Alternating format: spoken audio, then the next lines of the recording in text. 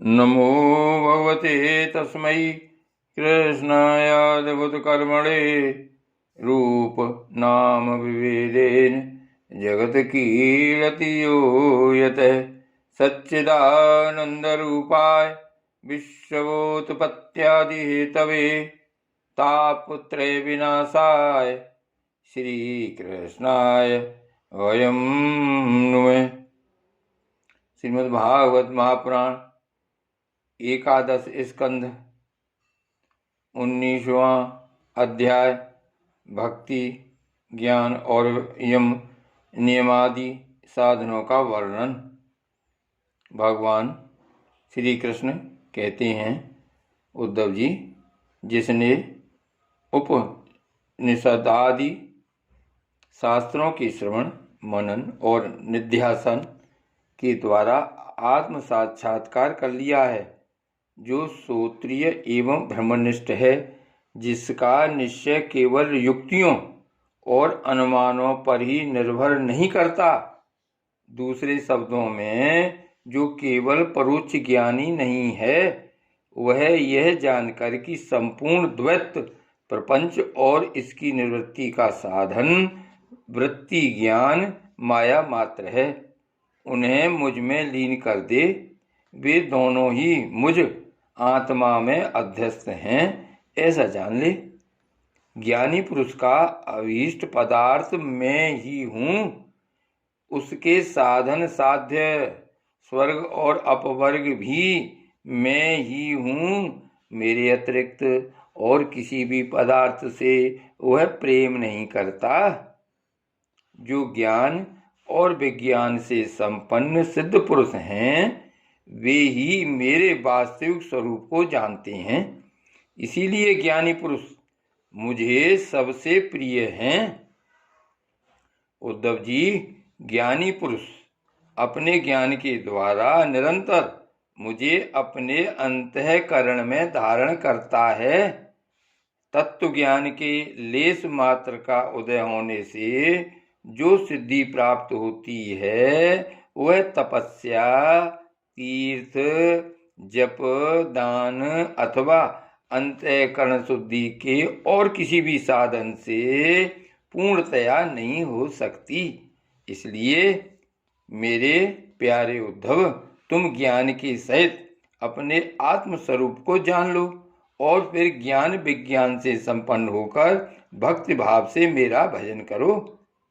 बड़े बड़े ऋषि मुनियों ने ज्ञान विज्ञान रूप यज्ञ के द्वारा अपने अंतःकरण में मुझ सब यज्ञों के अधिपति आत्मा का यजन करके परम सिद्धि प्राप्त की है। उद्धव, आध्यात्मिक, आदि दैविक और आदि भौतिक इन तीन विकारों की समष्टि ही शरीर है और वह सर्वथा तुम्हारे आश्रित है। यह पहले नहीं था और अंत में नहीं रहेगा, केवल बीच में ही दिख रहा है। इसलिए इसे जादू के खेल के समान माया ही समझनी चाहिए। इसके जो जन्मना, रहना, बढ़ना, बदलना, घटना और नष्ट होना, ये 6 भाव विकार हैं। इनसे तुम्हारा कोई संबंध नहीं है। यही नहीं, ये विकार उसके भी नहीं है, क्योंकि वह स्वयं असत है। असत वस्तु तो के पहले नहीं थी, बाद में भी नहीं रहेगी, इसलिए बीच में भी उसका कोई अस्तित्व नहीं होता। उद्धव जी ने कहा, विश्वरूप परमात्मन, आप ही विश्व के स्वामी हैं। आपका यह वैराग और विज्ञान से युक्त सनातन एवं विशुद्ध ज्ञान जिस प्रकार सुदृढ़ हो जाए, उसी प्रकार मुझे स्पष्ट करके समझाइए और उस अपने भक्ति योग का भी वर्णन कीजिए, जिसे ब्रह्मा आदि महापुरुष भी ढूंढा करते हैं। मेरे स्वामी, जो पुरुष इस संसार के विकट मार्ग में तीनों तापों के थपेड़े खा रहे हैं और भीतर बाहर जल भुन रहे हैं, उनके लिए आपके अमृत वर्षी युगल चरणारविंदों की छत्र छाया के अतिरिक्त और कोई भी आश्रय नहीं दिखता। महानुभाव, आपका यह अपना सेवक अंधेरे कुएं में पड़ा हुआ है, काल रूपी सर्प ने इसे डस रखा है, फिर भी विषयों के क्षुद्र सुख भोगों की तीव्र तृष्णा मिटती नहीं, बढ़ती ही जा रही है। आप कृपा करके इसका उद्धार कीजिए और इससे मुक्त करने वाली वाणी की सुधा धारा से इसे सराबोर कर दीजिए।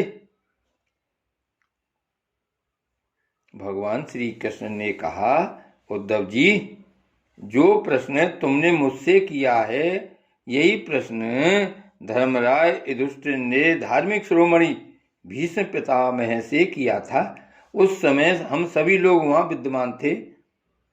जब भारतीय महायुद्ध समाप्त हो चुका था और धर्मराज युधिष्ठिर अपने सुजन संबंधियों के संहार से शोक विह्वल हो रहे थे, तब उन्होंने भीष्म पितामह से बहुत से धर्मों का विवरण सुनने के पश्चात मोक्ष के साधनों के संबंध में प्रश्न किया था।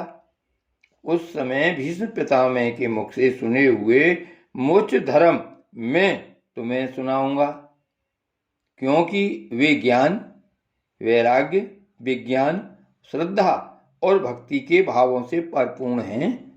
उद्धव जी, जिस ज्ञान से प्रकृति, पुरुष, मैं तत्व, अहंकार और तन्मात्रा, ये 5 ज्ञानेंद्रियां, 5 कर्मेंद्रियां और 1 मन, ये 11, 5 महाभूत और 3 गुण अर्थात इन 28 तत्वों को ब्रह्मा से लेकर तृण तक संपूर्ण कार्यों में देखा जाता है और इनमें भी एक परमात्म तत्व को अनुगत रूप से देखा जाता है। वह परोक्ष ज्ञान है, ऐसा मेरा निश्चय है। जब जिस एक तत्व से अनुगत एकात्मक तत्वों को पहले देखता था, उनको पहले के समान न देखे, किंतु एक परम कारण ब्रह्म को ही देखे, तब यही निश्चित विज्ञान अपरोक्ष ज्ञान कहा जाता है। इस ज्ञान और विज्ञान को प्राप्त करने की युक्ति यह है कि यह शरीर आदि जितने भी त्रिगुणात्मक सावयव पदार्थ हैं, उनकी स्थिति, उत्पत्ति और प्रलय का विचार करे। जो तत्व वस्तु सृष्टि के प्रारंभ में और अंत में कारण रूप से स्थित रहती है, वही मध्य में भी रहती है और वही प्रतीयमान कार्य से प्रतीयमान कार्यांतर में अनुगत भी होती है। फिर उन कार्यों का प्रलय अथवा बाध होने पर उसके साक्षी एवं अधिष्ठान रूप से शेष रह जाती है। वही सत्य परमार्थ वस्तु है, ऐसा समझे। श्रुति, प्रत्यक्ष, ऐतिह्य, महापुरुषों में प्रसिद्धि और अनुमान, प्रमाणों में यह 4 मुख्य हैं। इनकी कसौटी पर कसने से दृश्य प्रपंच अस्थिर, नश्वर एवं विकारी होने के कारण सत्य सिद्ध नहीं होता। इसलिए विवेकी पुरुष इस विविध कल्पना रूप अथवा शब्द मात्र प्रपंच से विरक्त हो जाता है। विवेकी पुरुष को चाहिए कि वह स्वर्गादि फल देने वाली यज्ञादि कर्मों के परिणामी नश्वर होने के कारण ब्रह्मलोक पर्यंत स्वर्गादि सुख अदृष्ट को भी इस प्रत्यक्ष विषय सुख के समान ही अमंगल, दुखदायी एवं नाशवान समझे। निष्पाप उद्धव जी, भक्ति योग का वर्णन मैं तुम्हें पहले ही सुना चुका हूँ, परंतु उसमें तुम्हारी बहुत प्रीति है, इसलिए मैं तुम्हें फिर से भक्ति प्राप्त होने का श्रेष्ठ साधन बतलाता हूँ। जो मेरी भक्ति प्राप्त करना चाहता हो, वह मेरी अमृतमयी कथा में श्रद्धा रखे, निरंतर मेरे गुण, लीला और नामों का संकीर्तन करे, मेरी पूजा में अत्यंत निष्ठा रखे और स्तोत्रों के द्वारा मेरी स्तुति करे, मेरी सेवा पूजा में प्रेम रखे और सामने साष्टांग लौटकर प्रणाम करे, मेरे भक्तों की पूजा मेरी पूजा से बढ़कर करे और समस्त प्राणियों में मुझे ही देखे, अपने एक एक अंग की चेष्टा केवल मेरे ही लिए करे, वाणी से मेरे ही गुणों का गान करे और अपना मन भी मुझे ही अर्पित कर दे तथा सारी कामनाएं छोड़ दे, मेरे लिए धन भोग और प्राप्त सुख का भी परित्याग कर दे और जो कुछ यज्ञ दान हवन जप व्रत और तप किया जाए वह सब मेरे लिए ही करे। उद्धव जी, जो मनुष्य इन धर्मों का पालन करते हैं और मेरे प्रति आत्मनिवेदन कर देते हैं, उनके हृदय में मेरी प्रेममयी भक्ति का उदय होता है और जिसे मेरी भक्ति प्राप्त हो गई उसके लिए और किस दूसरी वस्तु का प्राप्त होना शेष रह जाता है। इस प्रकार के धर्मों का पालन करने से चित्त में जब सद्गुण की वृद्धि होती है और वह शांत होकर आत्मा में लग जाता है, उस समय साधक को धर्म ज्ञान वैराग्य और ऐश्वर्य स्वयं ही प्राप्त हो जाते हैं। यह संसार विविध कल्पनाओं से भरपूर है। सच पूछो तो इसका नाम तो है किंतु कोई वस्तु नहीं है।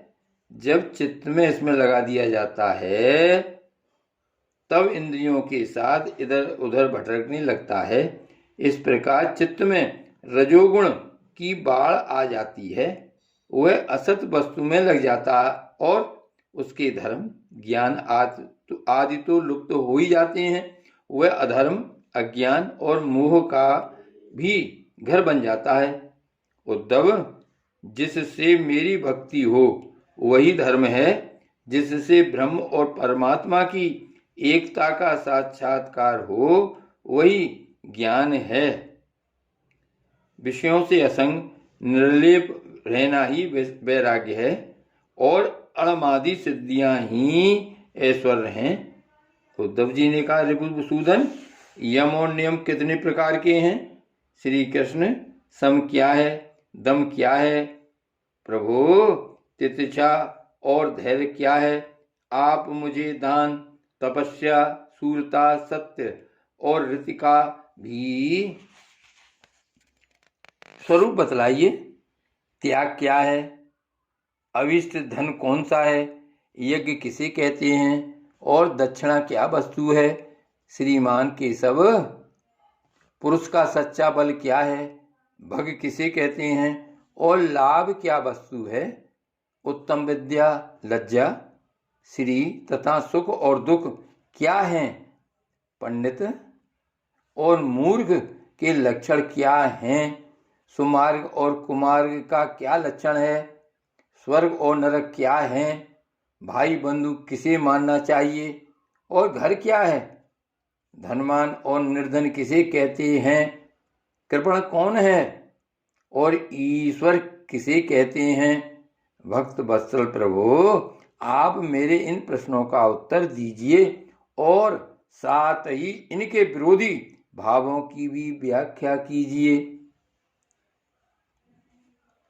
भगवान श्री कृष्ण ने कहा, यम 12 हैं: अहिंसा, सत्य, अस्तेय, चोरी न करना, असंगता, लज्जा, असंचय, आवश्यकता से अधिक धन आदि न जोड़ना, आस्तिकता, ब्रह्मचर्य, मौन, स्थिरता, क्षमा और अभय।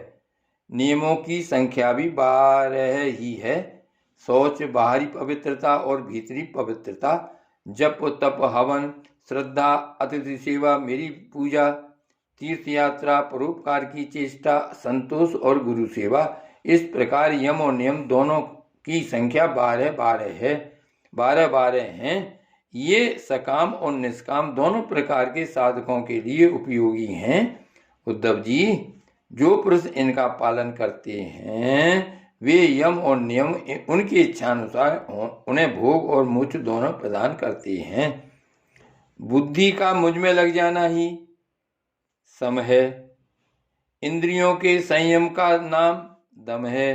न्याय से प्राप्त दुख के सहने का नाम तितिक्षा है। जिह्वा और जननेन्द्रिय पर विजय प्राप्त करना धैर्य है। किसी से द्रोह न करना, सबको अभय देना दान है।